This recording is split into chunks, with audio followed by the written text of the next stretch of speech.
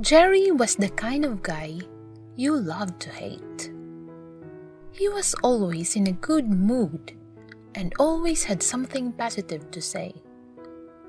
When someone would ask him how he was doing, he would reply, "If I were any better, I would be twins." He was a unique manager because he had several waiters who had followed him around from restaurant to restaurant. The reason the waiters followed Jerry was because of his attitude. He was a natural motivator. If an employee was having a bad day, Jerry was there telling the employee how to look on the positive side of the situation.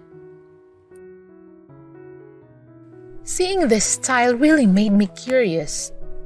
So one day, I went up to Jerry and asked him, "I don't get it. You can't be a positive person all of the time. How do you do it?" Jerry replied, "Each morning, I wake up and say to myself, 'Jerry, you have two choices today. You can choose to be in a good mood or you can choose to be in a bad mood. I choose to be in a good mood. Each time something bad happens, I can choose to be a victim or I can choose to learn from it. I choose to learn from it. Every time someone comes to me complaining, I can choose to accept their complaining, or I can point out the positive side of life. I choose the positive side of life." "Yeah, right. It's not that easy," I protested. "Yes, it is," Jerry said. "Life is all about choices. When you cut away all the junk, every situation is a choice. You choose how you react to situations.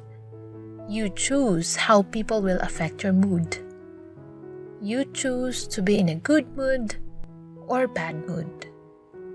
The bottom line, it's your choice how you live life." I reflected on what Jerry said. Soon thereafter, I left the restaurant industry to start my own business. We lost touch, but often thought about him when I made a choice about life instead of reacting to it. Several years later, I heard that Jerry did something you are never supposed to do in a restaurant business. He left the back door open one morning and was held up at gunpoint by 3 armed robbers. While trying to open the safe, his hand, shaking from nervousness, slipped off the combination. The robbers panicked and shot him. Luckily, Jerry was found relatively quickly and rushed to the local trauma center. After 18 hours of surgery and weeks of intensive care, Jerry was released from the hospital with fragments of the bullets still in his body.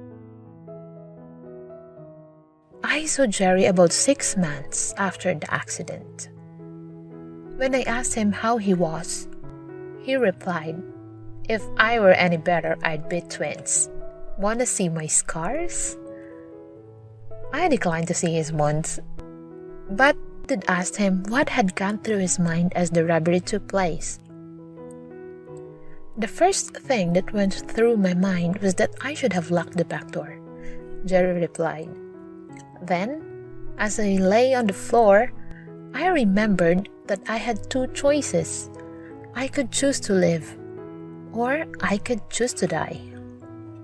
I chose to live." "Weren't you scared? Did you lose consciousness?" I asked. Jerry continued, "The paramedics were great. They kept telling me I was going to be fine. But when they wheeled me into the emergency room and I saw the expressions on the faces of the doctors and nurses, I got really scared." In their eyes, I read, "He's a dead man." I knew I needed to take action. "What did you do?" I asked. "Well, there was a big, burly nurse shouting questions at me," said Jerry. "She asked if I was allergic to anything." "Yes," I replied. The doctors and nurses stopped working as they waited for my reply. I took a deep breath and yelled, "Bullets!" Over their laughter, I told them, "I am choosing to live.